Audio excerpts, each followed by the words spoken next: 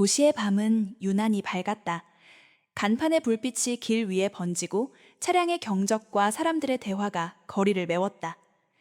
여름이 끝나가는 시점이라 공기는 조금 무거웠지만 사람들의 움직임에는 여전히 속도가 있었다. 퇴근이 끝난 시간대, 식당과 주변은 더욱 바빠졌다. 피로가 쌓인 얼굴들도 있었지만 오랜만에 즐거운 저녁을 보내려는 표정도 많았다. 그중 한 레스토랑은 특히 소란스러웠다. 작은 가게가 아니었지만 넓지도 않았다. 내부는 따뜻한 조명으로 꾸며져 있었고 나뭇결의 테이블은 사용감이 있으면서도 정돈되어 있었다. 벽에는 오래된 와인 라벨이 붙어 있었고 부드러운 재즈 음악이 흐르고 있었다. 누구에게는 익숙한 공간이었고 누구에게는 특별한 자리였다. 은하는 이날도 평소처럼 그 안을 움직이고 있었다. 앞치마를 단단히 묶고 머리를 정리한 뒤 주문서를 품에 넣은 채 테이블 사이를 지나갔다. 손목이 부드럽게 움직였고 발걸음은 빠르지만 소리가 거의 없었다. 말할 때는 단어를 아꼈고 웃을 때는 잠깐 웃었다가 바로 표정을 정리했다. 감정이 없는 사람은 아니었다. 다만 감정을 일에 섞지 않는 사람이었다. 창가 자리에는 3명의 남자가 앉아 있었다. 회사원처럼 보이는 셋이었다. 셔츠 소매를 거둔 사람, 넥타이를 풀어 늘어뜨린 사람, 휴대폰을 만지작거리는 사람. 그들의 목소리는 레스토랑 어느 테이블보다 컸고 농담이 이어지며 분위기를 끌어올리고 있었다. 그들은 자신들이 이 공간의 중심이라고 생각하는 듯했다. 은하가 음식을 가져다 놓는 동안 남자들은 자연스럽게 그녀를 훑어보았다. 눈빛에는 가벼움이 있었고 평가하는 태도도 섞여 있었다. 어떤 사람은 그런 시선을 눈치채지 못한다. 하지만 은하는 그런 시선을 알아볼 정도의 경험이 있었다. 그러면서도 반응하지 않았다. 반응이 상황을 더 이상하게 만들 때가 많다는 걸 알았다. 시간이 조금 지나자 한 남자가 잔을 들었다. 탄산음료가 반쯤 남아 있었고 얼음이 잔 속에서 흔들리고 있었다. 남자의 손가락은 잔을 무심하게 돌리고 있었고 입가에는 의미 없는 미소가 걸려 있었다. 말 한마디 없이 잔이 살짝 기울었다. 차가운 액체가 갑작스럽게 튀어나왔다. 은하의 앞치마를 타고 셔츠 위로 번져갔다. 탄산이 닿는 순간 작은 소리가 났다.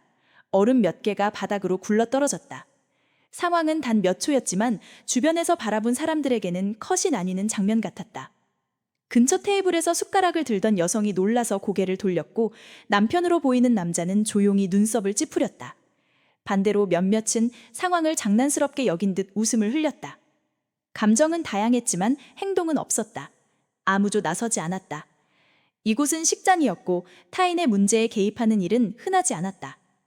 은하는 순간적으로 당황했지만 그 감정을 밖으로 드러내지 않았다. 눈동자가 아주 잠깐 흔들렸고 손이 바지 옆을 한번 움켜쥐었다가 놓였다. 셔츠는 빠르게 얼룩졌고 앞치마는 끈적했다. 냄새도 바로 올라왔다. 탄산 특유의 단내와 화학적 향기가 섞였다. 남자들은 얼굴을 마주보며 웃었다. 그들의 표정에는 죄책감이 없었다. 오히려 상황을 흥미롭게 바라보는 듯했다. 야, 너무 심각해지지 마라. 그 말은 가볍게 던져졌으나 듣는 입장에서는 가벼움을 강요하는 말이었다. 은하는 조용히 말했다. 잠시만요. 음성은 낮고 차분했다. 감정을 담지 않은 목소리였다. 은하는 천천히 자리를 벗어나 화장실로 향했다. 문이 닫히자 바깥의 소리들이 갑자기 멀어졌다. 세면대 위에 손을 얹고 숨을 한 번 고르더니 젖은 앞치마를 바라보았다. 거울을 보자 화장을 오래 유지한 얼굴과 타고난 순한 인상이 겹쳐 보였다. 분노도 있었고 부끄러움도 있었지만 무엇보다 일을 이어가야 한다는 부담이 더 컸다. 물티슈로 얼룩을 닦아내는 동안 천은 더 젖고 얼룩은 완전히 지워지지 않았다. 탄산은 쉽게 사라지지 않았다. 은하는 조용히 거울을 바라보며 속으로 생각했다. 별일 아니다. 하지만 그것이 사실 별일이 아니었다고 느끼는 사람은 거의 없다. 한편 레스토랑 내부는 여전히 시끄러웠다. 음식을 먹는 소리, 접시를 바꾸는 소리, 주문을 외치는 소리가 이어졌다. 시간이 흐르고 있다는 사실을 아무도 멈추지 못했다. 세 남자는 다시 대화를 이어갔다. 업계 이야기, 상사의 험담, 커미션 문제, 그리고 가벼운 농담. 그들 세계는 그대로였다. 하지만 이 도시에 있는 모든 장면이 그렇듯 또 다른 장소에서도 이야기가 흐르고 있었다. 도심에서 조금 떨어진 건물 안, 커튼이 드리워진 어두운 방, 모니터에 레스토랑 내부 화면이 띄워져 있었다. 화면은 여러 각도로 분할되어 있었고 고객들의 움직임과 직원들의 동선이 동시에 보였다. 소리는 거의 들리지 않았지만 말하는 입모양과 행동만으로도 상황이 충분히 파악되었다. 의자에 앉아 화면을 바라보는 남자가 있었다. 몸을 거의 움직이지 않은 채 화면을 응시하고 있었다. 표정은 담담했고 시선은 흔들리지 않았다. 그는 감정을 숨기는 사람이 아니라 감정보다 판단이 먼저인 사람에 가까웠다. 그의 이름은 민호였다. 외부에서는 그의 위치를 정확히 아는 사람이 거의 없었다. 어떤 이들은 그를 사업가라고 했고 어떤 이들은 그가 도시의 밤을 움직이는 한 축이라고 말했다. 소문은 많았고 진실은 무거웠다. 그리고 화면 속의 은하는 그의 아내였다. 방 한쪽에서는 누군가 이어폰을 끼고 보고를 이어갔다. 특이 상황 없습니다. 목소리는 짧고 정확했다. 민호는 대답하지 않았다. 화면을 자세히 보는 것으로 충분했다. 남자들이 웃는 모습, 은하가 얼룩을 닦는 모습, 고객들이 고개를 돌리는 모습. 감정은 화면을 통해 전달되지 않았지만 상황은 명확하게 읽혔다. 은하가 다시 레스토랑으로 나왔을 때 남자들은 이미 다음 농담을 하고 있었다. 그녀는 아무 말 없이 잔해를 치웠고 다시 주문을 받았다. 업무 동선을 유지하는 일이 최우선이었다. 주변 사람들은 그녀의 움직임을 흐릿하게 바라보았지만 오래 관심을 두지 않았다. 그 행동 하나하나가 쌓이고 있었다. 아무도 눈치채지 못한 채.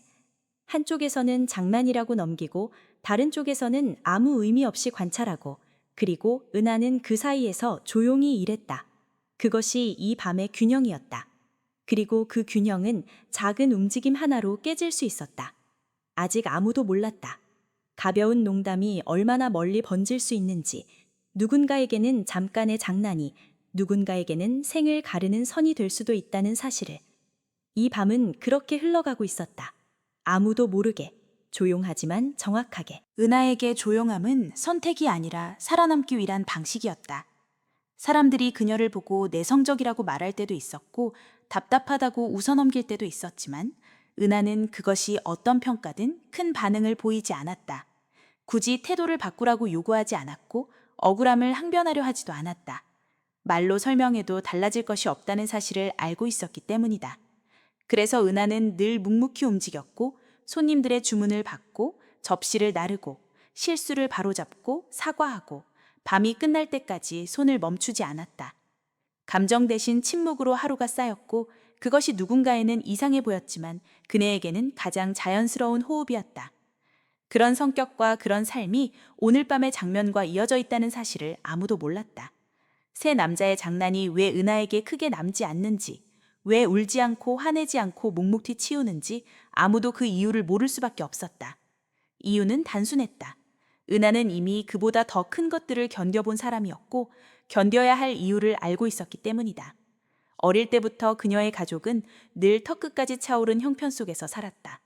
아버지는 작은 가게를 운영했지만 감기 같은 사소한 병이 어느 날 갑자기 큰 병이 되어 돌아왔고 병원비는 집안의 기둥을 허무하게 무너뜨렸다.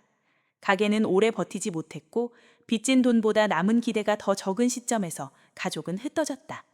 그때 은하가 배운 첫 번째 진실은 세상은 설명 없이 한순간에 바뀔 수 있다는 것이었다. 고등학교를 졸업하자마자 대학 대신 일터로 향한 것도 그런 이유였다. 식당 아르바이트, 카페, 공장 일용직, 손목에 굳은 살이 생기고 다리는 금방 붓고 잠은 부족하고 친구들이 미래를 나누는 동안 은하는 오늘이 무너지지 않도록 하루를 붙잡는 법을 배웠다. 그런 삶 속에서 그녀에게 남은 유일한 버팀목은 어머니였다. 몸이 약해 일하지 못했지만 남을 미워하거나 욕하지 않는 사람이었다. 마트에서 세일하는 식재료를 고르면서도 조금 부족해도 괜찮다라고 말했고 반찬을 나누어 주면서도 남는 건 마음이지 돈이 아니다라고 했다. 그 말은 교훈처럼 들리진 않았지만 은하의 삶에 아주 얇은 층처럼 남았다. 민호와의 만남은 그렇게 오래 준비된 인연이 아니었다. 어느 식당의 구석자리에서 민호는 조용히 말했다. 나는 네가 좋다. 장식도 없었고 기분을 띄우려는 말도 아니었다. 은하는 당황스러워 왜요? 라고 물었고 민호는 잠시 생각한 뒤 말했다. 네가 조용해서. 그 말은 은하가 살아오며 들었던 말들과 달랐다. 차갑다고도 답답하다고도 재미없다고도 하지 않았다. 그냥 조용하다고만 했다. 평가가 아니라 관찰이었다. 그날 이후 두 사람 사이의 거리는 서서히 좁아졌다. 민호의 세계는 은하가 살아온 세계와 달랐다. 규칙이 달랐고 움직이는 사람들이 달랐고 어둠을 대하는 방식이 달랐다.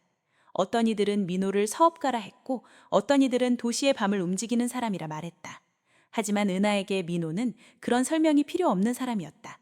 집에 들어오면 셔츠를 벗고 씻고 식탁에 앉아 조용히 밥을 먹고 아무 말 없이 함께 시간을 채우는 사람. 그 일상의 리듬이 은하에겐 충분했다. 그녀는 민호의 어둠을 의심하지 않았고 그 어둠이 민호를 전부 설명한다고도 생각하지 않았다. 어느 날 은하는 말했다. 빛은 바라지 않아요. 대신 사라지지만 않으면 돼요. 민호는 잠시 침묵했고 고개를 끄덕이며 말했다. 사라지지 않는다. 그것은 약속 같은 말이었다. 결혼 이후에도 은하는 화려함을 원하지 않았다. 명품, 차, 기념일, 해외여행. 그런 것들은 은하의 목록에 없었다. 대신 아침에 커피를 내리고 세탁기를 돌리고 민호의 셔츠를 말리고 어머니에게 반찬을 가져다 주는 일을 선택했다. 그 단순한 반복이 삶의 증거였다. 하지만 바깥 사람들은 그런 일상을 모른다. 레스토랑에서 은하는 그저 조용하고 싼 임금을 받고 일하는 직원처럼 보였다. 배경도 없고 관력도 없고 보호도 없고 누구나 말을 높일 수 있는 사람. 그게 전부라고 여겼다. 은하는 그런 시선을 정면으로 맞서지 않았다. 굳이 반박할 이유가 없었기 때문이다. 그래서 은하는 오늘 밤에도 흔들림 없이 움직였다. 탄산이 옷에 튀어도 아이스 큐브가 바닥에 구르며 남자들이 비웃어도 그녀는 손을 움직였고 테이블을 정리했고 물티슈를 들고 다시 나왔다. 그 모습이 사람들에게는 모자란 대응처럼 보일 수도 있었다. 그러나 민호는 다르게 봤다. 화면 너머에서 은하의 손목에 힘이 얼마나 빠졌는지, 눈이 얼마나 흔들리는지, 숨이 얼마나 길어졌는지 읽을 수 있었다. 그 속에 억울함도 부끄러움도 화도 있었다. 하지만 무엇보다 견디는 방식이 있었다. 민호는 그것을 아무 말 없이 바라보고 있었다. 누군가에게는 사소한 장난일 뿐이었다. 누군가에게는 한 번의 모욕이었다. 누군가에게는 그냥 지나가는 사건이었다. 하지만 어떤 이에게는 촉발점이었다. 오늘의 밤은 그렇게 조용했지만 깊게 이어지고 있었다. 다음으로 흐르는 순간을 향해. 모든 것이 의미 없어 보였지만 작은 조각들이 조용히 제자리를 찾아가고 있었다. 그리고 그 조각들이 서로 만나려는 순간은 멀지 않았다. 레스토랑의 공기가 서서히 변하는 데에는 시간이 필요하지 않았다. 그 변화는 소리 없이 스며들었고 손님들 사이를 흘러다니는 시선과 작은 속삭임 속에서 형태를 잡았다. 사건의 시작은 단순했다. 탄산이 튀었고 아이스큐브가 굴렀고 한 여자가 젖은 앞치마를 손으로 눌렀다. 어떤 이들은 웃었고 어떤 이들은 피했으며 어떤 이들은 고개를 숙였다. 일상의 미세한 균열은 그렇게 시작되었다. 은하는 다시 테이블 사이를 움직였다. 물티슈를 접고 젖은 부분을 가리기 위해 앞치마 끈을 매만지고 손님이 떨어뜨린 포크를 줍고 계산을 요청하는 손님에게 다가갔다. 이번에도 아무 말 없이 모든 행동을 이어갔다. 하지만 이전과 다른 점이 있었다. 그녀의 눈동자가 한순간 그 세 남자 테이블을 지나칠 때 미묘하게 흔들렸다. 그 흔들림은 분노도 두려움도 아니었다. 단지 경계였다. 누군가가 침범에 들어왔다는 것을 감지하는 본능적인 반응. 민호는 화면 너머로 그 작은 변화를 놓치지 않았다. 마치 전쟁을 치러본 병사가 총구의 움직임보다 먼저 공기의 떨림을 읽는 것처럼 그는 은하의 손목에 남은 힘과 시선의 방향을 읽었다. 이어폰을 낀 남자는 여전히 보고를 이어갔다. 특이 변화 없습니다. 대화 지속. 주변 손님 반응 없음. 목소리는 군더더기 없는 보고치였다. 민호는 말없이 화면을 지켜봤다. 눈빛이 흔들리거나 얼굴에 감정이 떠오르지 않았다. 그저 지켜보고 판단하고 기다리는 얼굴이었다. 레스토랑 안쪽 주방에서는 고기 굽는 소리와 팬에 버터를 녹이는 소리가 이어졌다. 접시가 쌓이고 주문이 밀리고 서버들이 바쁘게 움직였다. 하지만 은하 쪽으로 향하는 공기만은 조금 달랐다. 주변 두세 테이블의 손님이 속닥이기 시작했고 어떤 이는 불편해하며 자리를 옮기려 했다. 저러면 안 되는 거 아니야? 같은 작은 목소리가 흘러나왔지만 누구도 크게 개입하지 않았다. 사람들은 종종 상황을 해석하면서도 행동하지 않는 쪽을 택했다. 그것이 안전하고 피곤하지 않은 방식이었기 때문이다. 그때 세 남자 중 하나가 의자를 반쯤 돌려 은하의 동선을 막듯 다리를 뻗었다. 그 행동은 대놓고 적대적이진 않았지만 의도는 분명했다. 상대의 반응을 시험하는 태도. 은하는 한 박자 늦게 멈춰섰고 그 남자를 바라보았다. 아주 짧은 눈맞춤. 하지만 그 안에는 많은 것이 오갔다. 남자는 입꼬리를 올리며 말했다. 아까 그거 진짜 미안했어? 사과가 아니라 물음이었고 책임을 묻는 것이 아니라 장난을 이어가는 방식이었다. 은하는 말없이 그를 지나가려 했다. 의자를 옆으로 비켜 돌리며 통로를 확보하고 다시 움직이려는 순간 또 다른 남자가 물잔을 들며 말하듯 속삭였다. 그냥 웃어 넘기지 그랬지. 그 말은 실수에 대한 지적이 아니라 감정 표현에 대한 통제였다. 은하는 속으로 짧게 숨을 삼켰다. 그리고 아주 작은 목소리로 말했다. 이래야 돼요. 그것이 전부였다. 그 말에는 변명도 하소연도 공격도 없었다. 오직 사실만 담겨 있었다. 하지만 이 작은 대화는 임계점을 건드렸다. 왜냐하면 그것을 들은 사람이 남자들뿐만이 아니었기 때문이다. 바로 레스토랑 매니저였다. 검은 셔츠에 단정한 앞치마를 두른 매니저는 바쁜 주방과 홀 사이를 조율하며 상황을 흐릿하게 보고 있었지만 이제는 정확히 보고 있었다. 그는 남자들을 향해 몇 걸음 다가갔다. 속림을 읽는 것도, 불만을 듣는 것도, 소란이 커지는 것도 매니저가 가장 피하고 싶은 일이었다. 매니저는 낮은 목소리로 말했다. 불편을 드렸다면 죄송하지만 직원에게 모욕적인 언행은... 하지만 그 문장은 끝까지 이어지지 못했다. 남자 중 한 명이 손을 가볍게 들어 말을 잘랐기 때문이다. 모욕? 그냥 장난인데? 요즘 직원들은 너무 예민해. 그 말은 치명적인 구조를 갖고 있었다. 장난이라며 책임을 지우지 않으면서 예민하다고 상대의 감정을 깎아내리고 동시에 상황을 자신들의 편으로 돌렸다. 매니저는 한숨을 삼켰다. 대응을 자극하면 소란이 커지고 수습하려고 물러나면 직원이 상처받는다. 이 밤 그는 후자를 택했다. 그가 죄송합니다 라고 말하고 물러나는 동안 은하는 그 장면을 지켜봤다. 말없이. 하지만 숨이 조금 길어졌다. 그 순간이었다. 은하는 자신이 이 상황에서 서 있는 사람과 끌려가는 사람 중 어느 쪽에 속하는지 직감적으로 이해했다. 그리고 바로 그 인지가 그녀를 다음 단계로 끌어당겼다. 그냥 일하는 사람이 아니라 상황의 일부가 되어버린 것이다. 누구든 상황의 일부가 된 순간 관찰자는 더 이상 단순히 관찰할 수 없게 된다. 이것이 바로 돌아갈 수 없는 지점이었다. 민호는 화면을 보다가 의자를 천천히 밀었다. 큰 동작이 아니었지만 뜻은 명확했다. 그는 이어폰을 낀 남자에게 조용히 물었다. 지금 몇 시지? 남자는 손목을 보며 대답했다. 20시 27분입니다.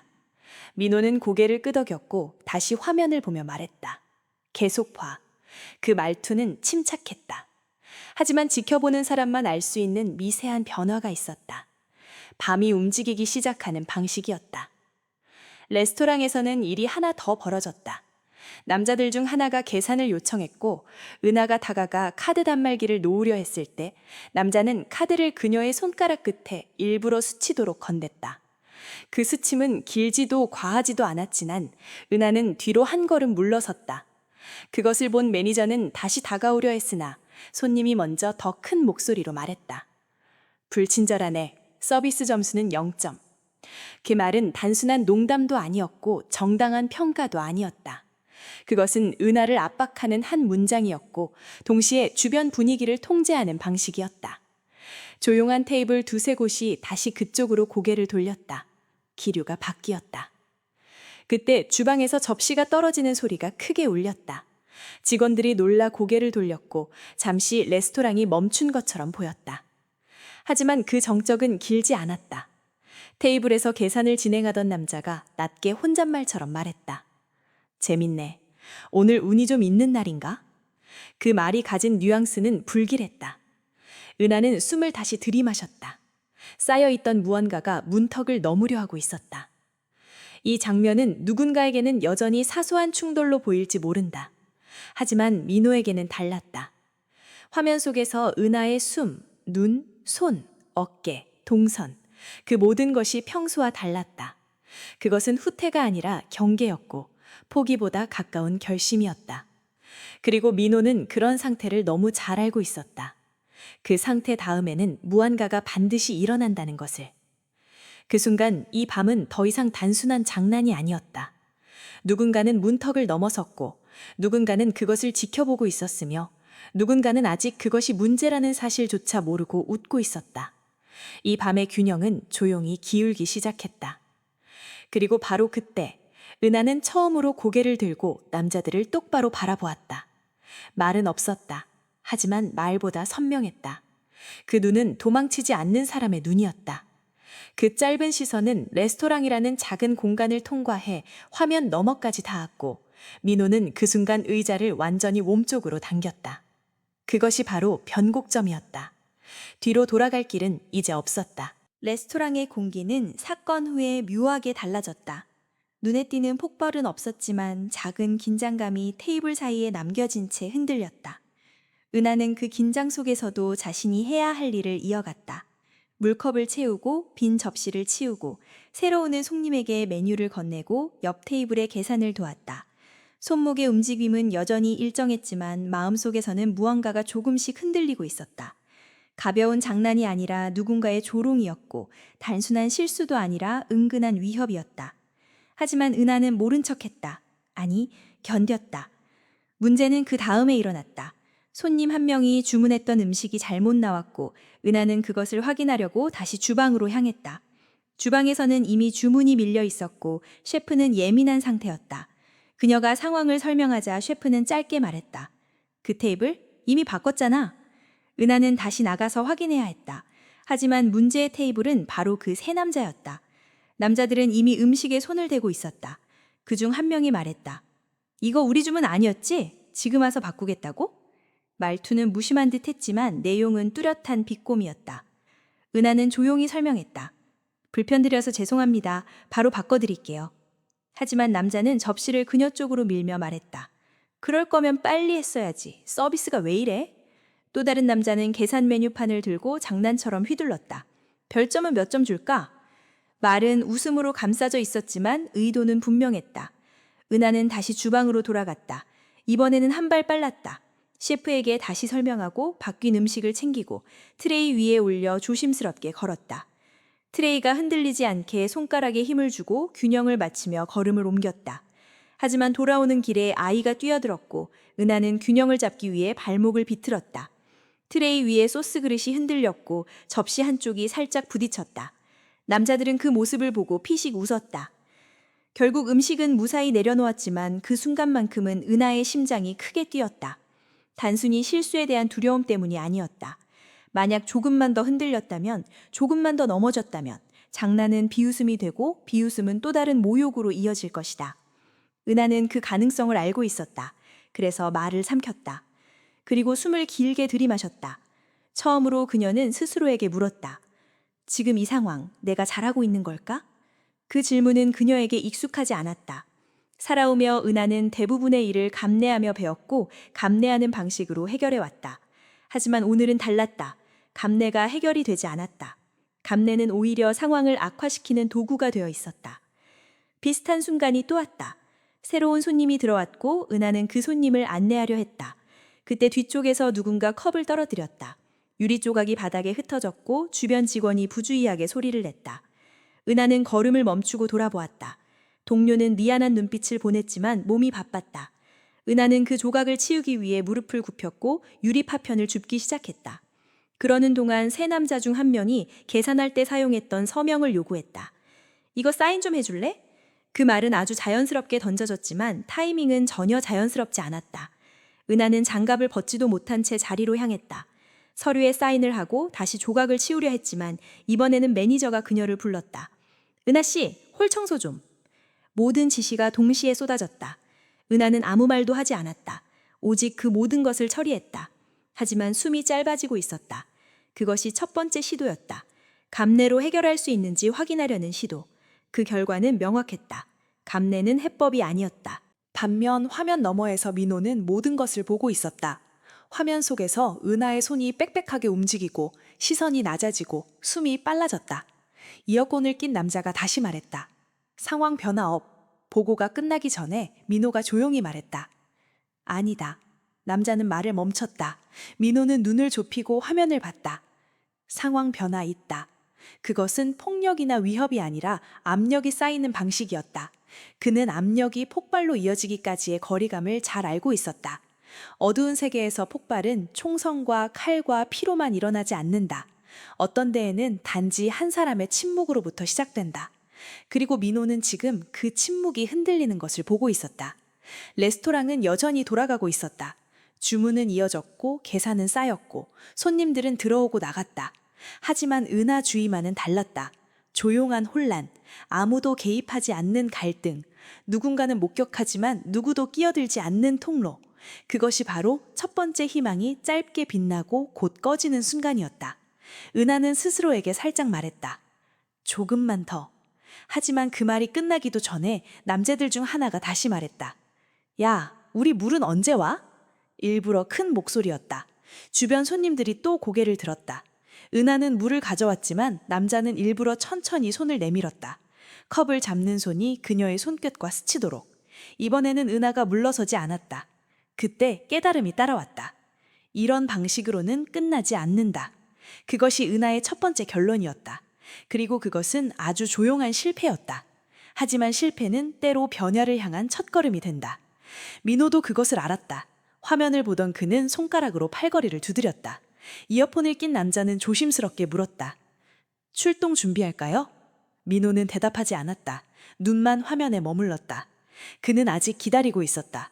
아직 필요한 순간이 아니었다. 아직 폭발이 아니라 축적의 단계였다.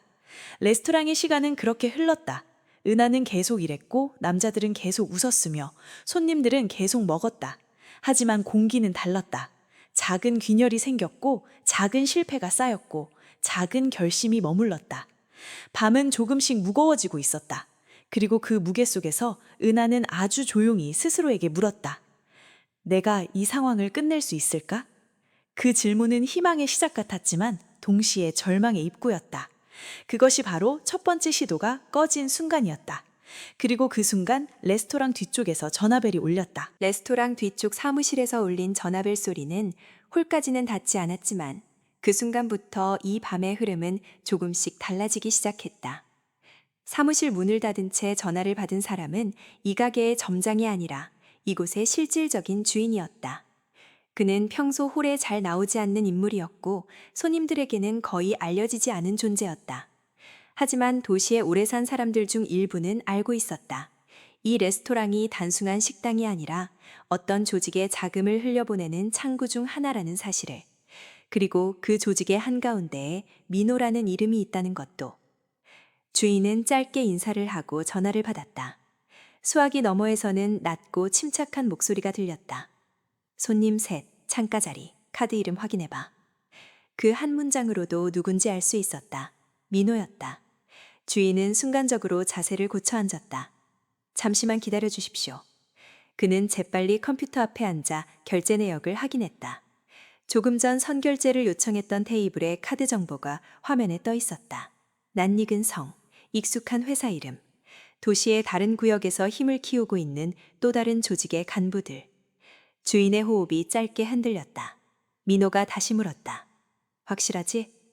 주인은 화면을 한 번 더 확인한 뒤 대답했다. 예, 사람은 3명입니다. 이름도 맞습니다. 순간적으로 방 안의 온도가 내려가는 듯했다. 민호는 한동안 말이 없었다. 하지만 이어폰을 낀 남자는 이미 상황을 이해하고 있었다. 그가 조심스럽게 말했다. 다른 쪽입니다. 일부러 보낸 것 같진 않지만. 민호는 말을 끊었다. 우연히 들렀을 수도 있다. 하지만 우연이라 해도 예의는 지켜야지. 그 말에는 설명되지 않은 의미가 숨어 있었다. 표면적으로는 손님의 무례를 말하는 것 같았지만 그 아래에는 다른 층위의 경고가 있었다. 같은 도시에서 서로 다른 구역을 나눠 가진 이들이라도 건드리지 말아야 할 선이 있다는 뜻이었다. 민호는 화면을 다시 주시했다. 세 남자의 웃음, 은하를 대하는 태도, 매니저의 난처한 표정, 주방의 혼란까지. 모든 것이 작은 조각처럼 보였지만 이제는 그 조각들이 하나의 그림을 향해 모이고 있었다. 이들이 우연히 이 레스토랑을 찾았더라도 우연히 은하를 건드린 것은 아니었다. 사람들은 가장 약해 보이는 쪽을 먼저 건드리는 법이었다. 단지 오늘 그 약한 쪽이 누구의 사람인지 몰랐을 뿐이었다. 한편 은하는 자신이 겪고 있는 일이 단지 오늘 운이 나빠서 생긴 일이 아니라는 느낌을 받기 시작했다.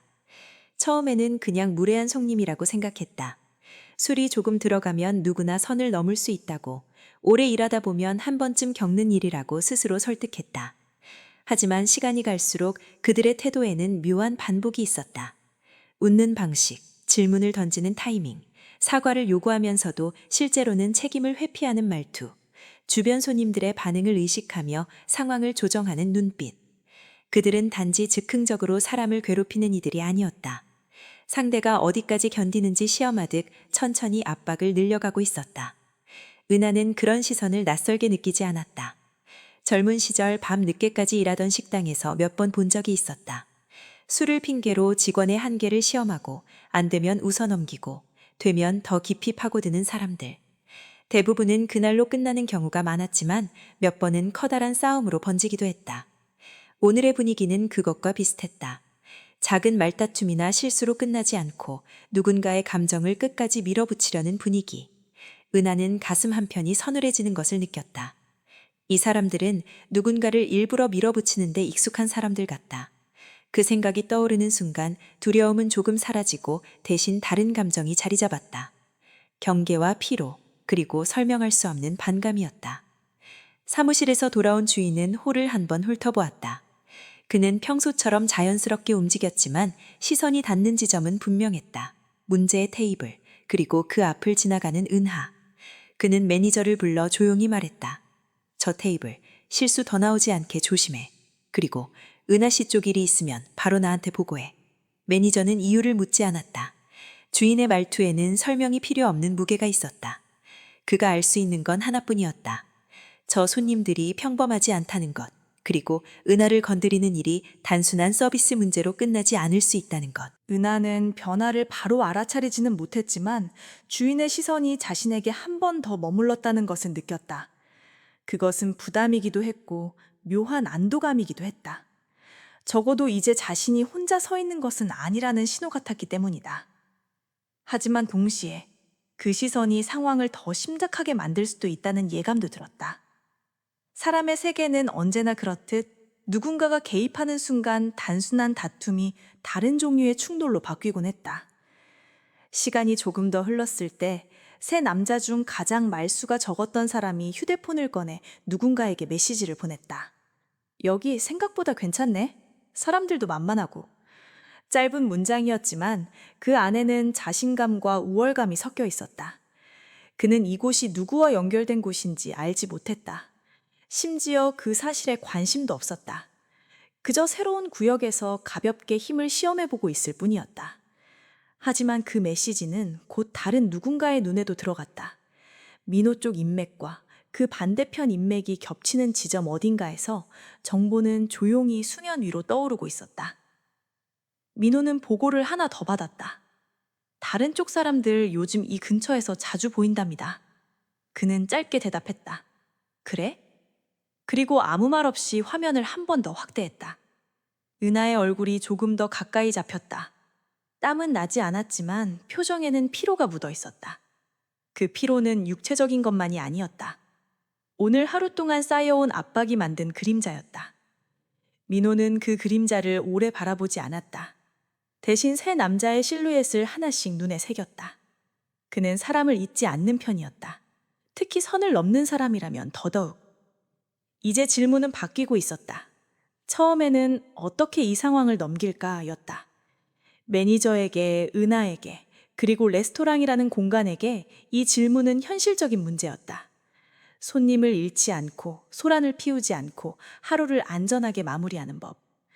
그러나 이 전화와 확인, 그리고 세 남자의 정체가 드러나면서 질문은 다른 방향으로 흘렀다. 이 사람들은 누구 편인가? 어디까지 허용해야 하는가? 그리고 결국 누구와 맞서야 하는가? 그 변화를 가장 늦게 눈치챈 사람은 아마 세 남자 자신이었을 것이다. 그들은 여전히 웃고 술을 마시고 가벼운 농담을 던졌다. 하지만 그들의 웃음 뒤편에서 다른 세계들이 움직이기 시작했다. 주방의 직원들은 이상한 긴장을 느끼며 서로 눈을 맞추었고 매니저는 홀을 돌 때마다 그 테이블을 한 번 더 보게 되었다. 주인은 휴대폰을 주머니에 넣은 채 손가락으로 리듬 없는 장단을 쳤다. 그리고 민호는 여전히 말없이 화면을 보고 있었다. 은하는 여전히 일을 하고 있었다. 하지만 마음속에서는 이미 알고 있었다. 이것이 단순한 손님과 직원의 문제로 끝나지 않을 것이라는 사실을. 사람이 반복해서 선을 넘는 데에는 이유가 있고 그 이유 뒤에는 언제나 어떤 힘이 숨어 있다는 것을. 그리고 언젠가부터 민호의 삶도 그런 힘과 얽혀 있다는 것을. 그녀는 속으로 아주 조용히 중얼거렸다. 이 사람들 그냥 취한 손님이 아니구나. 그 깨달음이 찾아오는 순간 이 밤의 성격은 완전히 달라졌다. 지금까지는 그저 견디는 문제였다. 하지만 이제 다른 질문이 생겼다. 누가 나를 시험하고 있는지, 그리고 그 시험에 내가 혼자 서 있는지 아니면 누군가가 함께 서줄 것인지에 대한 질문이었다. 은하는 답을 알지 못했다. 하지만 한 가지는 확실했다. 더 이상 이 상황을 가볍게 넘길 수는 없다는 것. 웃어 넘기고 잊어버릴 수 있는 하루가 아니라는 것. 그 순간부터 이 레스토랑 안에서 벌어지는 일은 우연한 소동이 아니었다. 서서히 모양을 드러내는 한 가지의 대립이었다. 그리고 그 대립의 중심에는 아무 힘도 없어 보이는 한 여자가 서 있었다. 그렇게 이 밤은 다른 방향으로 기울기 시작했다. 레스토랑의 시간은 밤 9시를 향해 가고 있었다. 술이 들어간 손님들은 점점 목소리가 커졌고 접시들이 비워지고 계산서가 프린터에서 연이어 나왔다. 바깥 거리의 소음도 넓고 무겁게 내려앉아 있었지만 이 레스토랑 안쪽의 공기만큼은 점점 더 속도를 높이고 있었다. 특히 창가 자리의 세 남자를 중심으로 기류가 바뀌고 있었다. 은하는 주문을 확인하고 바닥에 떨어진 휴지를 치우고 테이블 사이를 오갔다. 겉으로 보기엔 익숙한 일상이었지만 그녀의 눈빛과 움직임은 예민해져 있었다. 손끝에 남은 긴장, 발목의 조심스러움, 호흡 사이사이의 짧은 멈춤. 그것들은 단순한 피로가 아니라 상황을 읽는 신호였다. 그리고 그 신호는 무언가 다가오고 있다는 징조였다. 세 남자는 이제 단순히 직원에게 짓궂은 장난을 넘어 레스토랑 전체를 압박하는 방향으로 움직이기 시작했다. 그들은 다른 테이블을 향해 웃으며 말을 걸고 매니저에게 불만을 제기하고 굳이 필요하지 않은 질문을 반복하며 가게의 페이스를 흔들었다. 어느 순간 한 남자가 말했다. 여기 참 만만하네. 분위기 재밌다. 그리고 나머지 둘이 비슷하게 웃었다. 말은 가벼웠지만 그 웃음은 무거웠다. 매니저는 침착하게 대응하려고 했지만 점점 선택지가 줄어들고 있었다. 고객을 잃지 않기 위해서는 대응을 조심해야 했고 직원이 상처받지 않도록 보호해야 하는 책임도 있었다. 그러나 손님이 다른 손님을 위협하기 시작하면 매니저의 입장은 더 이상 서비스가 아니라 안전의 문제로 변한다. 그러던 중 한 손님이 매니저를 조용히 불렀다. 저기, 저 테이블 때문에 좀 불편하네요. 목소리는 낮았지만 분명했다. 매니저는 조심스럽게 웃으며 말했다. 죄송합니다. 조치하겠습니다. 그 말은 외교적이었지만 해결책은 아니었다. 은하는 그 대화를 멀리서 들었다. 하지만 그보다 더 중요한 것은 바로 이어서 벌어진 일이다. 문제의 테이블 중 가장 조용히 관찰하던 남자가 자리에서 일어났다. 그는 빙 둘러 식당 내부를 한번 훑으며 주방 쪽으로 걸었다. 지나치게 자연스럽지도 않았지만 어색하지도 않았다. 주변 사람들은 그 행동의 의미를 이해하지 못했다. 그러나 은하는 순간적으로 경계했다. 그 남자는 주방 앞에서 멈춰 직원에게 물었다. 이 가게 누가 운영해? 질문은 짧았지만 목적은 명확했다. 단순한 호기심이 아니라 탐색이었다. 주방 직원은 당황했다. 그 사장님이요. 남자가 다시 물었다. 직접 있는 거야? 아니면 뒤에서? 그 질문은 이미 선을 넘고 있었다. 매니저가 급하게 다가와 말했다. 손님, 이쪽은 직원 출입 공간이라서요. 자리에서 필요하신 거 말씀해 주시면. 하지만 남자는 미소를 지으며 말했다. 아니야, 그냥 알고 싶어서. 그는 다시 천천히 자리로 돌아갔다. 하지만 질문은 공기를 흔들고 있었고 그 흔들림은 레스토랑 주인까지 닿았다. 사무실에 있던 주인은 CCTV 화면을 통해 상황을 보았다. 그는 휴대폰을 들고 단문을 보냈다. 조금 늦게 닫자. 그것은 단순한 지시가 아니라 가게를 비운 뒤에 정리해야 할 일이 생길 때 주인이 쓰는 방식이었다. 매니저도 그 의미를 알아차렸다. 표정은 별 변화가 없었지만 그의 발걸음은 이전보다 무거웠다. 한편 화면 밖에서는 민호가 지켜보고 있었다. 이어폰을 낀 남자가 낮은 목소리로 말했다. 저 사람들 손 테스트합니다. 민호는 대답하지 않았다. 그저 눈을 좁히며 화면을 더 가까이 당겨보았다. 세 남자의 주머니, 손의 움직임, 테이블 밑에 발끝까지 확인했다. 그는 이런 유형을 잘 알고 있었다. 누군가의 영역에 들어왔을 때 직접 손을 대지 않고 먼저 지형을 보는 그룹, 직접 맞서기 전에 분위기와 약점을 체크하는 방식. 조직 세계에서는 이런 행동을 예열이라고 불렀다. 아직 칼을 빼지 않았지만 이미 손을 올려놓은 상태. 그리고 바로 그때 레스토랑 입구에서 문이 열렸다. 차가운 바깥 공기가 안으로 스며들었고 한 남자가 들어왔다. 그는 정장을 입지도 않았고 눈에 띄는 옷도 아니었다. 하지만 걸음걸이는 지나가던 손님과 달랐다. 계산대 근처에서 멈추어 주변을 스캔한 뒤 매니저에게 다가가 속삭였다. 사장님이 불렀습니다. 매니저는 숨을 삼키고 사무실로 향했다. 사무실 문이 닫히자 입구에서 들어온 남자는 레스토랑 내부를 다시 스캔했다. 시선은 천천히 테이블을 지나 세 남자에게 멈췄다. 그리고 아주 미세하게 고개를 기울였다. 그 신호는 겉으로는 티가 나지 않았지만 같은 세계에 사는 사람들은 금방 알아볼 수 있는 종류였다. 그는 무엇을 알았고 무엇을 보고 있는지 알고 있었다. 은하는 상황을 정확히 해석하지 못했지만 변화는 느꼈다.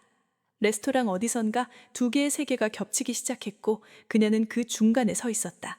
어떤 선택도 하지 않았지만 이미 선택된 상태였다. 손에 들고 있던 물컵이 약간 흔들렸고 소리가 유리잔에 부딪혀 작게 울렸다. 바로 그 순간 세 남자 중 하나가 말했다. 이제 슬슬 재미없어지는데. 그 말은 단순한 불만이 아니라 다음 단계로 넘어가겠다는 신호였다. 매니저가 사무실에서 돌아왔다. 얼굴에는 이전보다 심각한 표정이 있었다. 그는 주인에게서 들은 말을 그대로 실행해야 했다. 하지만 실행하는 순간 싸움의 성격이 바뀔 수도 있었다. 그는 은하에게 다가가 조용히 말했다. 조금만 뒤로 가 있어요. 은하는 고개를 들지 않았다. 하지만 숨이 멈췄다. 그녀는 직감했다. 이제는 단순한 견딤이 아니라고. 무언가가 곧 일어난다고. 화면에서 그 장면을 본 민호는 손가락을 탁자 위에서 멈추게 했다. 이어폰을 낀 남자가 다시 물었다. 지금 들어갈까요? 이번에는 민호가 대답했다. 아니, 아직. 그리고 화면을 바라보며 덧붙였다. 이건 아직 장난이 아니야. 그 말은 폭발 직전의 공기와 같았다. 정적 속에서 힘이 모이고 선택 하나가 밤 전체를 바꾸는 종류의 순간, 이 밤은 이미 그 경계 위에 서 있었다. 그리고 돌아갈 길은 없었다. 레스토랑의 공기는 어느 순간 분명하게 바뀌었다. 손님들의 소음은 여전히 이어지고 있었지만 그 소음 속에 다른 소리가 섞였다. 긴장, 숨, 움직임, 그리고 집중. 모든 것이 가벼워 보였던 초반과 달리 지금은 공기 속에서 무게라 느껴졌다. 창가 자리의 세 남자는 여전히 웃고 있었지만 그 웃음 뒤에는 다른 표정이 숨어 있었다. 놀이는 끝나고 확인이 시작된 표정. 누가 강자인지, 누가 약자인지, 누가 먼저 선을 넘을지. 그 작은 탐색이 긴 밤의 중심에 있었다. 은하는 매니저의 지시대로 뒤쪽으로 물러서 있었다. 손을 비우고 시선을 낮추고 상황을 멀리서 지켜보았다. 하지만 그녀는 도망친 것이 아니었다. 단지 이번에는 견디는 방식 대신 지켜보는 방식을 택한 것뿐이었다. 그리고 그 변화는 조용하지만 큰 차이를 만들었다. 이제 그녀는 상황 속의 대상이 아니라 관찰자가 되었고 그 관찰은 그녀에게 다른 힘을 주고 있었다. 그때였다. 세 남자 중 가장 조용했던 남자가 휴대폰을 집어들었다. 그는 화면을 잠깐 확인한 뒤 짧게 말했다. 왔네. 그리고 몇 초 뒤 레스토랑 입구의 문이 다시 열렸다. 검은 재킷을 입은 남자 둘이 들어왔다. 그들은 호기심의 눈빛을 가진 손님이 아니었다. 식당을 구경하는 관광객도 아니었다. 그들의 시선은 한 번에 창가 테이블로 향했고 걷는 속도는 일정했고 자세는 느슨했지만 긴장이 있었다. 주방 직원이 그들을 보았고 매니저가 그들의 움직임을 감지했다. 그리고 사무실 안의 주인도 CCTV를 통해 상황이 바뀌었다는 것을 깨달았다. 이어폰을 낀 남자가 화면을 보며 민호에게 말했다. 도착했습니다. 저쪽 사람들입니다. 민호는 천천히 몸을 세웠다. 그의 눈앞에 있는 화면 속에서 은하는 뒤쪽에 있으면서도 상황을 관찰하고 있었다. 그의 시선은 잠시 그녀에게 머물렀다. 그리고 그 미묘한 눈빛은 단 한 가지를 말하고 있었다. 견뎌줘서 고맙다. 하지만 말은 따로 존재했다. 이제 충분하다. 검은 재킷의 남자 둘은 창가 자리로 다가와 조용히 말했다. 사장님이 부르십니다. 그 말은 예의 있는 문장처럼 들렸지만 누구도 속지 않았다. 세 남자 중 한 명이 의자를 뒤로 밀며 비웃었다. 사장? 여기 사장 있어? 그 말은 도발이었고 동시에 무지였다. 직원들은 숨을 죽이고 바라보았다. 주방에서도 긴장한 눈빛이 나왔다. 은하는 그 순간 심장이 빠르게 뛰는 것을 느꼈다. 폭력의 냄새는 없었지만 대립의 냄새는 충분했다. 그러자 두 번째 검은 재킷 남자가 말했다. 이 건물 주인, 그리고 이 지역 주인. 그 말은 도발이 아니었다. 사실이었다. 그리고 그것은 이 도시에서 상황을 설명하는데 충분한 문장이었다. 세 남자는 순간적으로 표정을 바꾸었다. 웃음이 흐려지고 눈이 가늘어지고 계산이 시작되었다. 그중 한 명이 낮은 목소리로 말했다. 농담 좀 했다고 이러는 거야? 그 말은 철회도 사과도 아니었다. 상황을 묽게 만들려는 시도였다. 하지만 이미 너무 늦었다. 민호가 레스토랑에 들어온 것은 그 직후였다. 문이 열리고 공기가 갈라졌다. 그는 화려하게 등장하지 않았다. 경호원이 앞서지도 않았고 누군가 이름을 부르지도 않았다. 하지만 들어오는 순간 레스토랑 전체가 조용해졌다. 그것이 어떤 종류의 영향인지 은하는 알고 있었다. 말하지 않아도 사람을 멈추게 하는 힘. 폭력이나 위협이 아니라 존재 자체에서 나오는 무게감. 민호는 천천히 걸어 창가 자리 앞에서 멈췄다. 세 남자의 얼굴엔 긴장과 호기심과 당황이 동시에 떠올랐다. 민호는 말없이 한 명씩 바라보았다. 그 눈빛에는 분노가 없었다. 대신 분명한 평가가 있었다. 누가 어떤 선택을 했는지, 어디서 선을 넘었는지, 그리고 무엇을 모르는지. 그는 조용히 말했다. 재밌게 놀더라. 한 남자가 웃으며 받아쳤다. 장난이었어. 직원이 너무 예민했나 봐. 그 순간 은하의 시선이 살짝 흔들렸다. 그녀가 들은 예민이라는 단어는 단순한 표현이 아니었다. 그날의 모든 일이 요약된 당식이었다. 민호는 그 단어를 놓치지 않았다. 그는 남자에게 말했다. 예민하게 만들었지. 말투는 낮았지만 힘은 있었다. 남자는 대꾸하지 못했다. 민호는 다시 말했다. 그리고 이 사람은 내 사람이다. 그 한 문장이 그 밤의 모든 층을 드러냈다. 관계, 영역, 보호, 책임. 이제부터는 장난이 아니었다.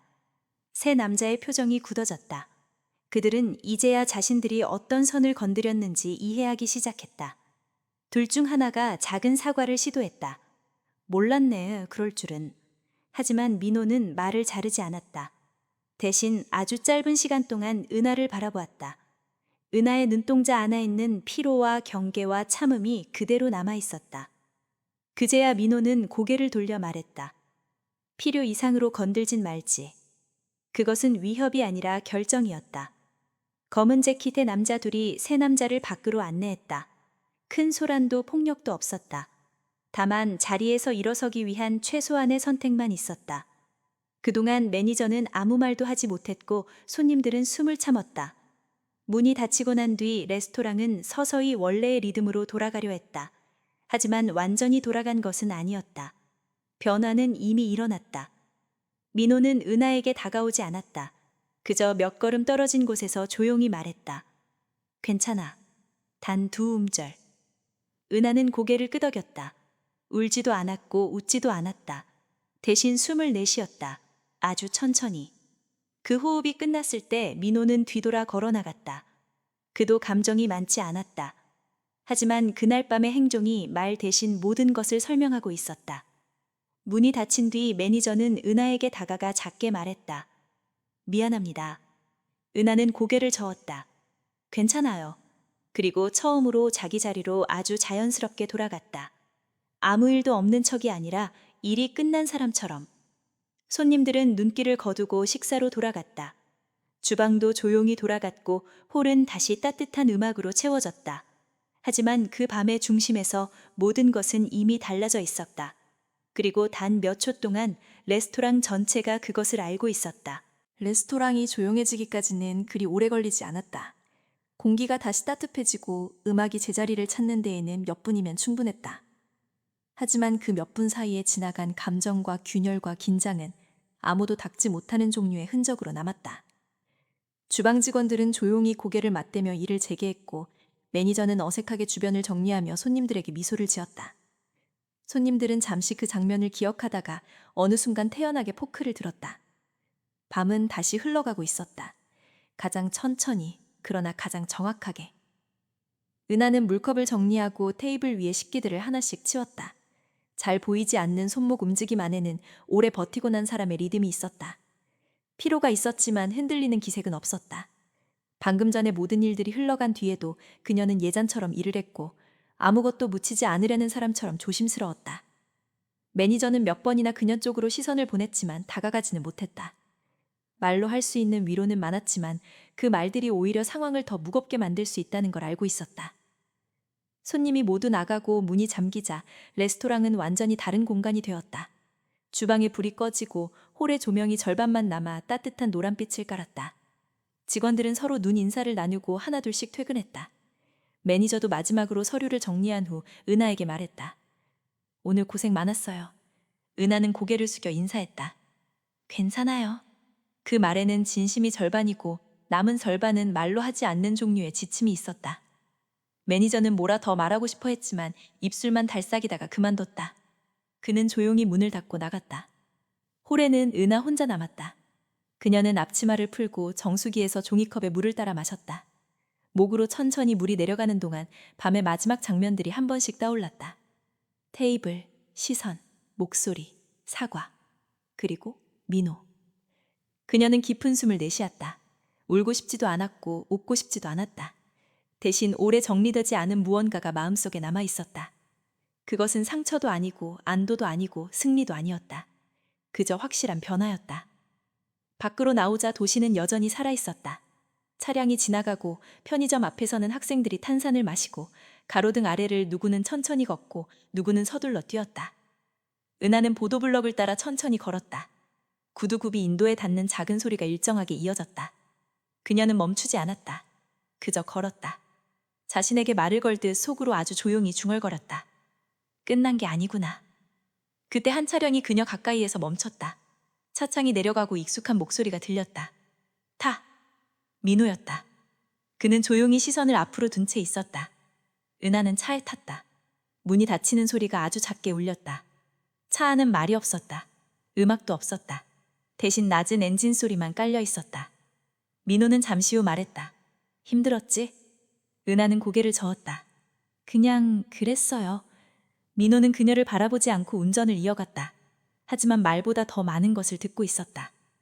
신호 대기 시간에 민호는 말없이 담배 한 개비를 꺼냈다. 그러나 피우지 않았다. 그는 창밖을 보며 조용히 말했다. 오늘 네가 없었다면 좀 다르게 끝났을 거야. 은하는 그 말을 들었지만 대답하지 않았다. 아무도 듣지 못한 작은 사실이 차 안에 남았다. 민호는 그날을 집 앞까지 데려다 주었다. 문을 열기 전 은하는 물었다. 그 사람들 어떻게 되는 거예요? 민호는 짧게 대답했다. 내가 아니어도 해결될 거야. 그것은 위협도 자랑도 아니었다. 단순한 사실이었다. 이 도시는 그런 식으로 굴러가는 곳이었다. 은하는 고개를 끄덕이고 집으로 들어갔다. 현관문을 닫자 바깥의 모든 소리들이 차단되었다. 방 안은 조용했고 낯익은 물건들이 그대로 있었다. 그녀는 주방으로 가 물을 다시 한 잔 따라 마셨다. 그리고 주저하지 않고 거울 앞에 섰다. 거울 속의 얼굴은 여전히 같았다. 조용하고 정리되고 순해 보이는 얼굴. 그러나 그 아래에는 다른 층이 생겨 있었다. 누군가를 기다리거나 누군가에게 기대거나 누군가 뒤에 숨지 않는 층. 은하는 스스로에게 물었다. 오늘 나는 왜 울지 않았을까? 답은 바로 떠오르지 않았다. 하지만 울지 않았다는 사실이 중요했다. 견디기만 하던 예전의 자신과 달리 오늘의 은하는 지켜봤고 판단했고 선택하려 했다. 그것이 아주 작은 변화였다. 하지만 그런 변화가 인생을 바꾸기도 했다. 그녀는 불을 끄고 침대에 누웠다. 눈을 감기 전 생각이 하나 떠올랐다. 다음에는 그냥 참고 넘기지 않을 거야. 그것이 결심인지 다짐인지 그녀도 몰랐다. 하지만 거짓말은 아니었다. 다음 날 레스토랑에서는 아무도 어제 일을 크게 말하지 않았다. 직원들은 눈빛만으로 서로의 마음을 확인했고 매니저는 은하에게 커피를 건네며 괜찮냐고 물었다. 은하는 고개를 끄덕였고 매니저는 더 묻지 않았다. 주인은 홀에 잠시 나와 은하를 보고 말했다. 필요한 거 있음 말해. 그 말에는 설명할 수 없는 무게가 있었다. 그러나 은하는 단정히 말했다. 네. 그 하나의 음절이면 충분했다. 그날 점심에는 손님들이 몰려왔고 테이블마다 주문이 쌓이고 포크와 나이프가 바쁘게 움직였다. 은하는 여전히 조용히 뛰어다니며 일을 했다. 다만 어제와 달라진 점이 있었다. 주방에서 직원이 실수해도 손님이 무례한 농담을 던져도 매니저가 혼잣말로 불평해도 그녀의 숨은 흔들리지 않았다. 큰 것이 한번 흔들고 갔기 때문이다. 작은 것은 더 이상 흔들지 못했다. 그리고 밖에서는 또 다른 세계가 움직이고 있었다. 어떤 이들은 레스토랑을 향해 오고 있었고 어떤 이들은 그 반대 방향으로 사라지고 있었다. 민호는 그 밤 이후로 은하에게 그 일을 다시 말하지 않았다. 하지만 누군가는 조용히 정리했고 누군가는 조용히 사라졌다. 도시의 밤은 그런 방식으로 문제를 해결했다. 아무도 모르게, 소리 없이, 그러나 분명하게. 그리고 은하는 그런 일에 개입하지 않았다. 그녀가 선택한 것은 아주 단순했다. 일상, 커피, 일, 잠, 작은 미래. 그것이 그녀에게는 가장 큰 선택이었다. 선택은 때때로 힘보다 강했고 침묵보다 크게 남았다. 결국 이 밤에 바뀐 것은 운명이 아니었다. 사람도 아니었다. 단지 한 사람이 세상을 바라보는 방식이었다. 그리고 어떤 삶은 그걸로 충분했다.